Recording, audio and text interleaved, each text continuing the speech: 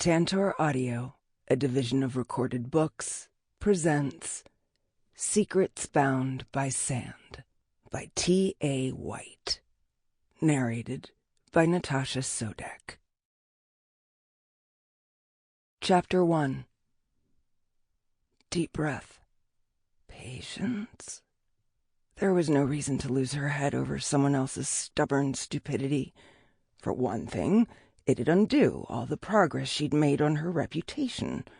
Worse, it wouldn't reflect well on Knight, her companion for this little excursion, and the entire reason they were here.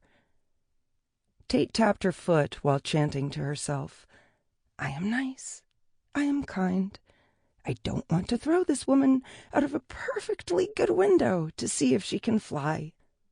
Tate had done that once, and it had been impressed upon her by several individuals that tossing people off high objects wasn't an appropriate reaction to any circumstance. She disagreed.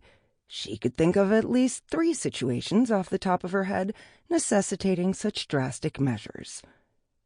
Tate gave the woman in front of her a stiff smile, quelling the frustration, anxiety, and touch of fear knotting up her insides.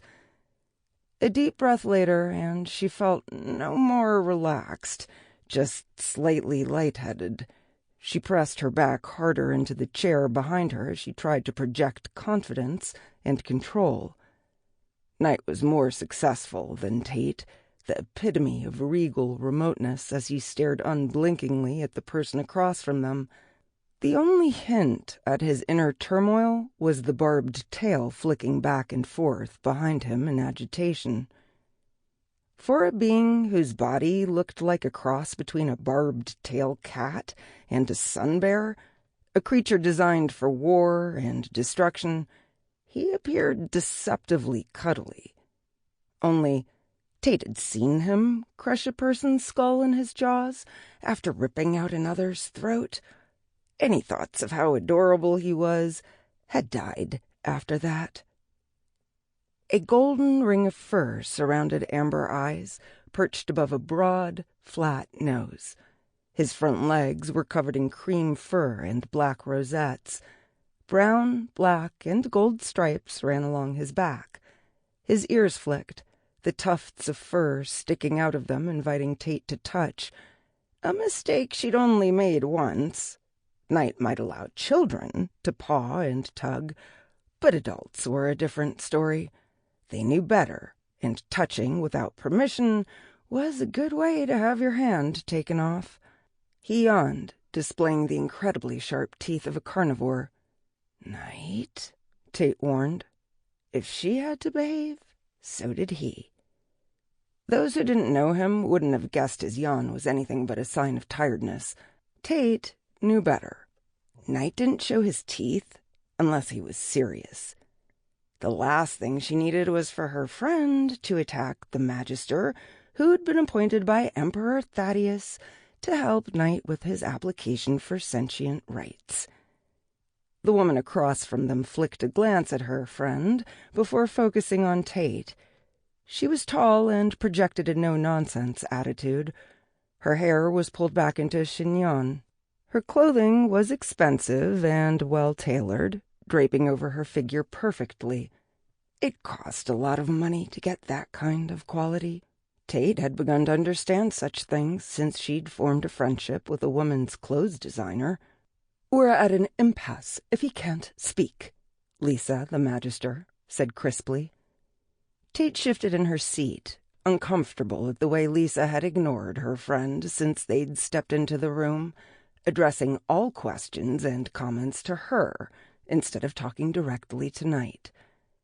She glanced at the bearcat out of the corner of her eye, noting the way his mouth was partially open as he stared at Lisa with half-lidded eyes.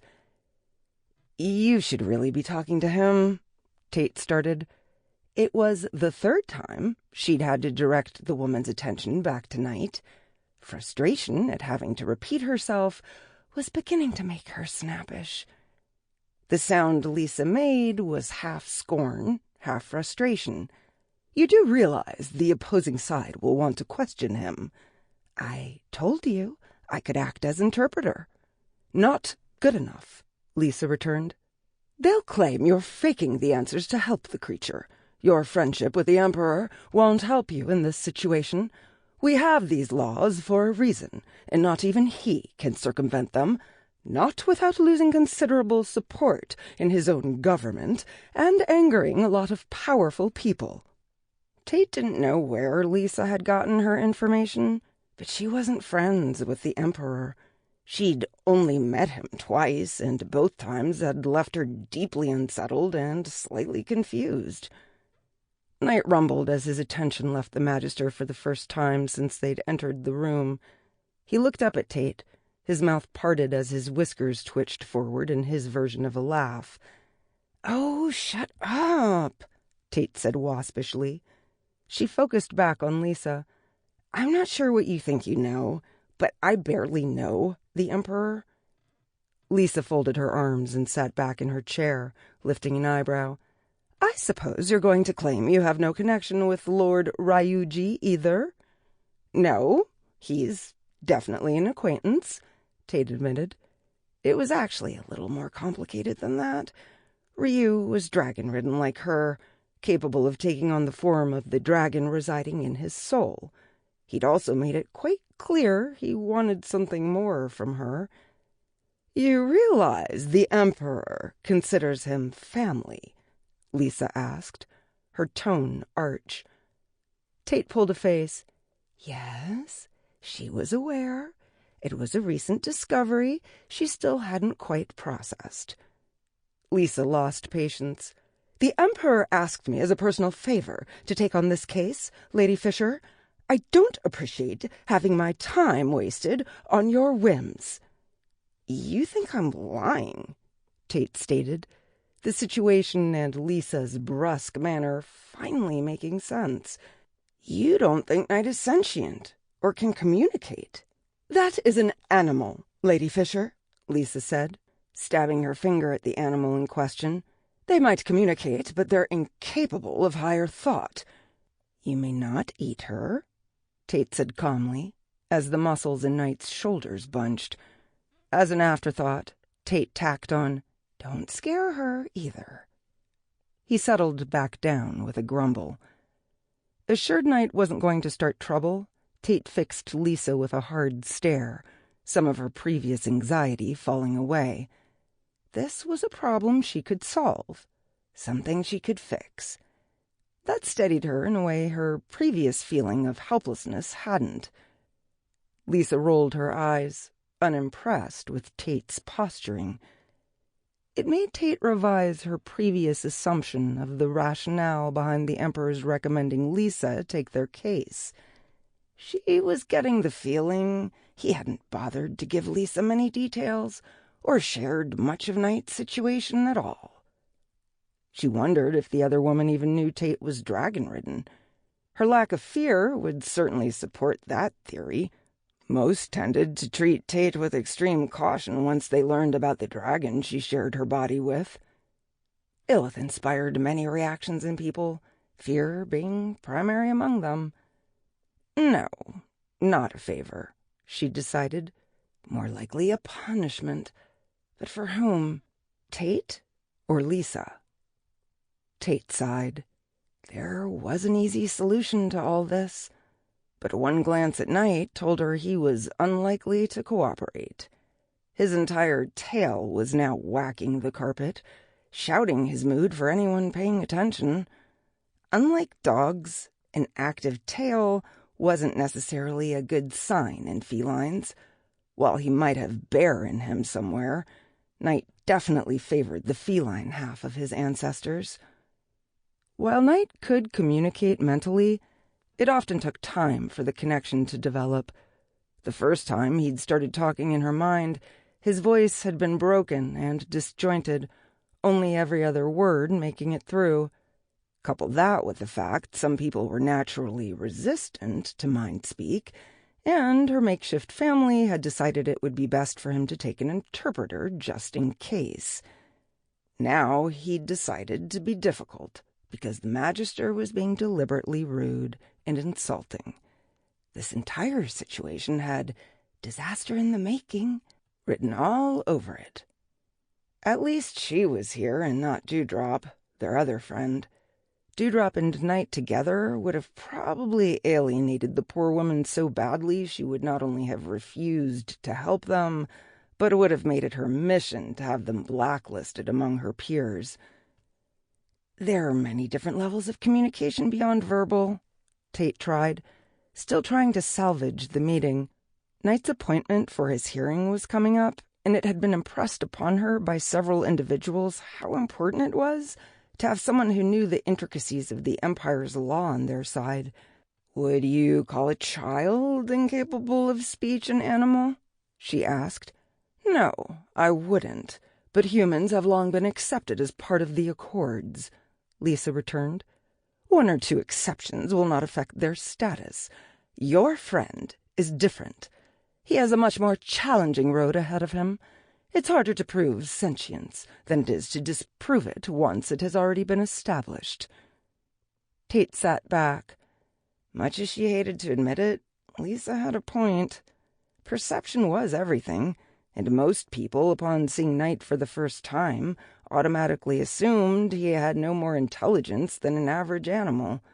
To them, he was simply a beast the creatures had designed for one of their endless wars. A rarity, sure, but no more than that. "If we're done, I have important matters in need of my attention." Lisa's smile was wintry, the dismissal clear. Tate leaned forward and slapped her hand on the desk over the papers Lisa had been reaching for. "I'm sorry my friend's situation isn't important to you, but it's pretty damn life-threatening for him. I'd appreciate you giving it your full attention." There. Diplomacy. Dewdrop would be so proud. She hadn't threatened the woman or done anything else that could be considered unfit for polite society. Lisa's expression didn't shift from her cool look of dismissal as she continued to tug on the pages. Tate didn't make it easy for her, keeping up the pressure as they slid ever so slowly from under Tate's hand. She was left with the choice of pressing harder and watching the sheets rip, or letting Lisa have them. She lifted her hand, keeping her smug delight to herself when Lisa nearly hit herself in the face with the suddenly free papers. "You can show yourself out," Lisa said, already focusing her attention on her next task. "Come on, Knight. We'll find someone else to help us," Tate said. "I guess the Emperor was wrong. She's not as skilled as he said." There was the faintest stiffening in Lisa's shoulders as Tate's jab landed. Good. The woman was as closed-minded as some of those in the Black Order. Knight stood, his shoulders as tall as Lisa's desk. The other woman stilled, caution tightening her lips as Knight stared at her for several long seconds before patting after Tate. She held the door for him before following. "That could have gone better," Knight told her once they were out. Tate sighed. "You think I handled it wrong?" He shook himself all over, his coat ruffling before settling. Tate took that as a no. "We still have choices. I'll talk to Ryu, see if he knows any other magisters who can help us," Tate said, trying to inject a little optimism in her voice. It was hard. Lisa was the third they'd tried. "Maybe we should just give up," Knight said, his mental voice crisp and deep. "Nobody will hunt us while we're part of your household. Our situation is stable right now. There's no need to upset the balance." "No, we're not giving up.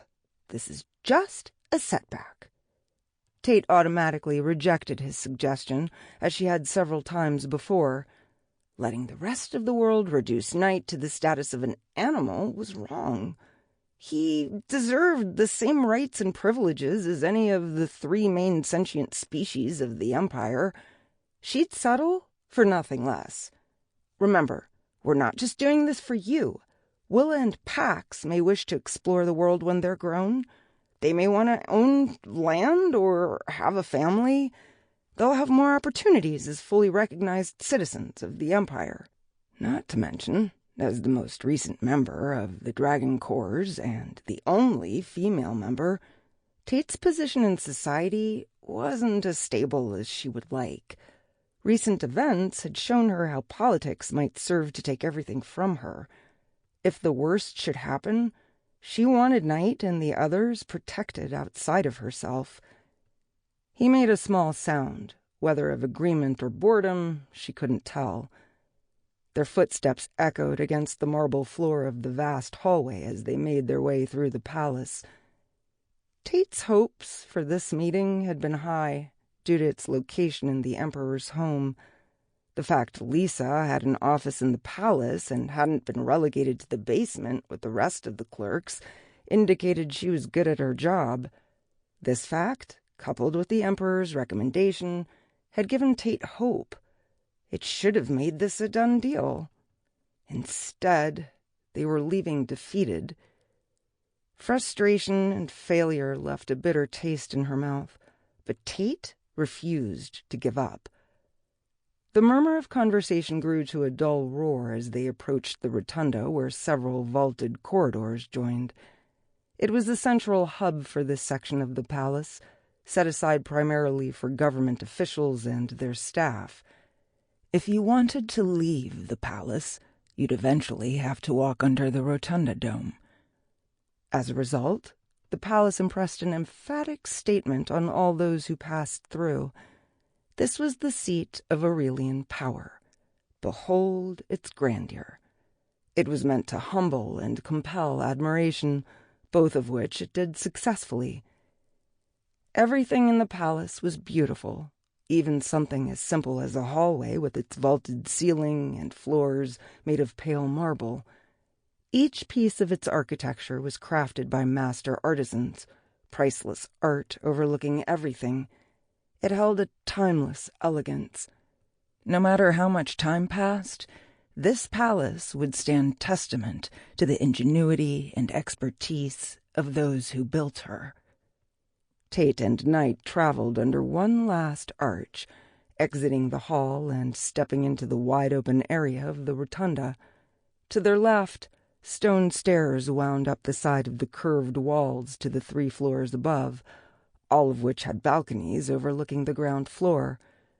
The stairs framed the dome high overhead, the green-stained glass creating slight patterns on the walls and stairs as the sun shone through it.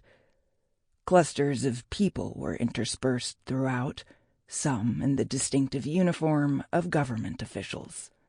Others were dressed simply but with dignified precision. Not nobles, but not common folk either. A trio of lifelike statues in the midst of it caught Tate's attention. She was positive they hadn't been there when she and Knight walked through the area on their way to meet the Magister. They held themselves with eerie stillness, their predatory focus locked on the hallway Tate and Knight were exiting. No expressions moved across their faces, their gazes dark and blank. The trio was dressed all in black and looked like triplets, their coloring and features identical.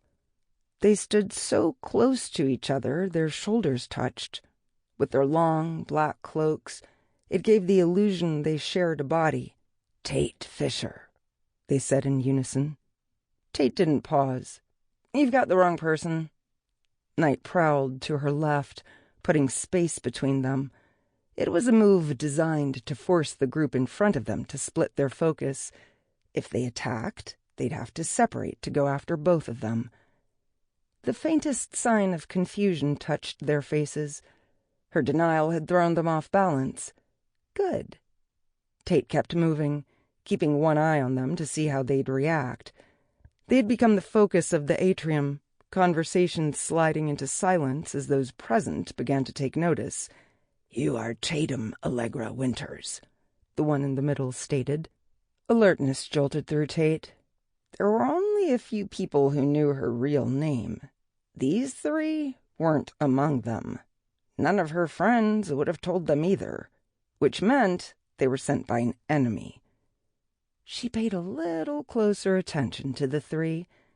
They were dressed so people would assume they were from the Black Order, a guild of thugs ostensibly meant to protect the populace from threats, but only if someone had the money to pay them for their work. While the all-black outfit was right, it lacked the military precision the Black Order was known for. The cloaks also lacked the bright silver buttons or the crest the Order normally wore.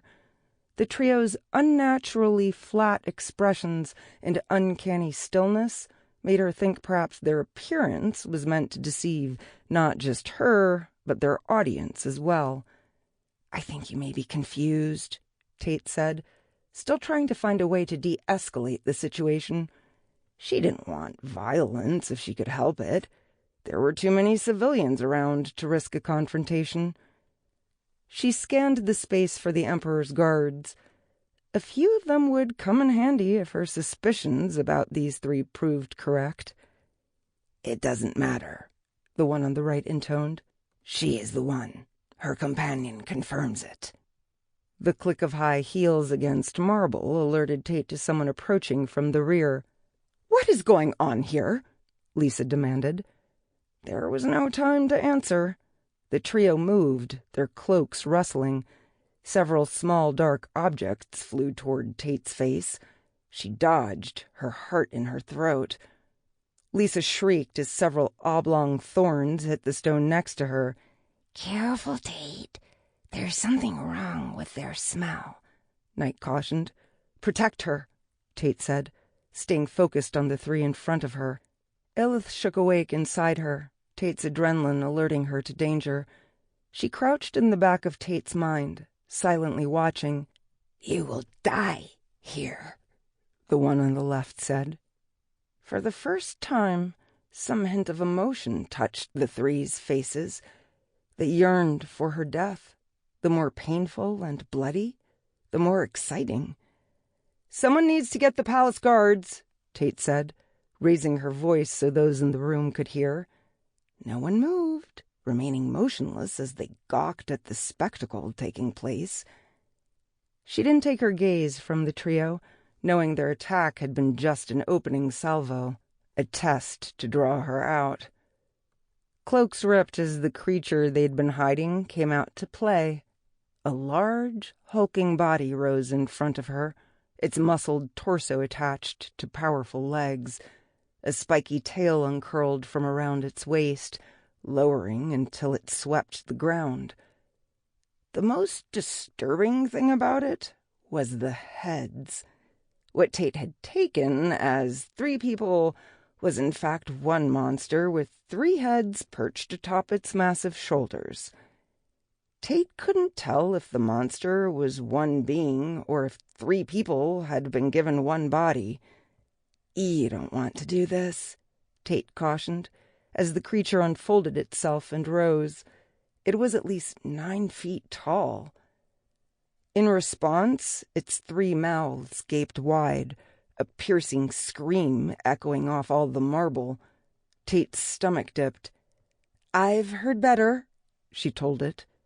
"You will hear nothing soon," the creature promised, its head speaking in tandem. "Prove it," Tate challenged. "Is antagonizing it really your best move right now?" Knight asked. Yes, it was. She needed to keep, whatever this thing was, focused on her and ignoring the bystanders who appeared frozen in fear with horror-struck expressions. The idiots needed to run, Tate thought sourly. They were just going to get in the way once the monster started its attack. Its tail whipped, spikes flying toward her. Tate grabbed Lisa's arm and dragged her out of the way. She wasn't quite fast enough. 2 spikes embedded in her shoulder and chest, a few inches under her collarbone.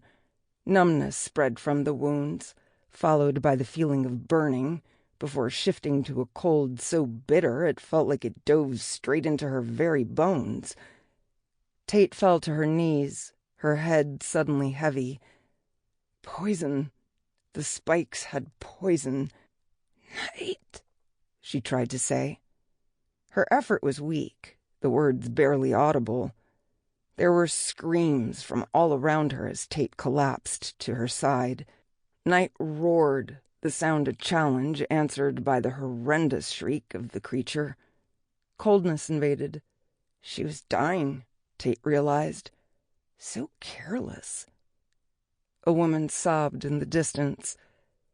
Tate blinked once, the sun against the windows in the dome distractingly blinding as the color danced in it. So pretty. Pain bloomed along her shoulder and chest, chasing the cold away. Tate screamed as the thorns sank deeper into her skin, sending out little veins of wrongness. Black lines spread across her skin. A presence rustled inside her. Illith's mind brushed against her, the dragon hissing as it sensed Tate's pain. "Stupid mistake," Illith said. Tate couldn't respond, paralysis locking her in place. Even her thoughts felt weak and sluggish. She could feel herself slipping away, and no matter how she fought or struggled to stay, she was losing the battle. "Sorry, my friend," Tate thought at her other half, the dragon whose soul resided in hers. Her mistake came at the cost of 2 lives instead of 1. She sank into the deep black of night. Illith surged to ascendancy, muscling through the pain as her skin split and reshaped until a dragon crouched where Tate had once lain. The shift was a blaze of agony, the wrongness from the poison blunting her thoughts while stripping her of reason and intellect, leaving behind nothing but rage. She became a creature of instinct, driven by the need to survive. Her gem-like eyes fixed on the creature who'd come close to ending them, she sprang forward, the motion one of endless grace. Her jaws closed on one head. She ripped it from the monster's shoulders in the next moment. It lashed her with its tail, its needles striking her hide. She ignored it all, raking her claws along the monster's side. Blood hit her mouth, and then the one known as Illith was gone. She became fire and death, ripping the creature apart as she gobbled down bits of its meat. Only when it lay in pieces around her did she lift her blood-stained snout and show her teeth. The prey had mostly flown while she was occupied with her meal. Her head swung around until she spotted one last prey, still panting with fear in the corner. Illith pawed silently over the bloody marble, her scales rasping against stone. She darted forward, her gaze fastened on the wounded prey. A small, furry creature landed between her and it. The creature roared at her. It stood on its hind legs and swiped at her nose. Pain blossomed, and Illith reared back momentarily before roaring at the impudent creature. She liked the sound so much, she did it again. The creature behind the smaller one bleated, distracting her from the beautiful sounds she was making. She growled and snorted at it. The small furry creature swiped at her again, making a pissed-off sound, different from a roar. It was an angry yowl. Illith cocked her head. She hesitated as the smell of family wafted up to her. Some of her rage receded, just a little. Drawing her lips back, she exposed her fangs as her head lowered in threat. The small creature didn't back down, showing her his fangs as well. Intelligent eyes gazed back at her as a slight pressure brushed her mind. She hissed in displeasure as the pressure became more insistent. She shook her head fiercely. The bright light from above distracted her again, and she forgot the furry creature protecting the hairless one. She craned her head back, noting the endless patterns above as they framed the sky. She snorted and stretched her wings. Flying would feel good after that meal. She leapt, scrabbling for... Sample complete. Ready to continue?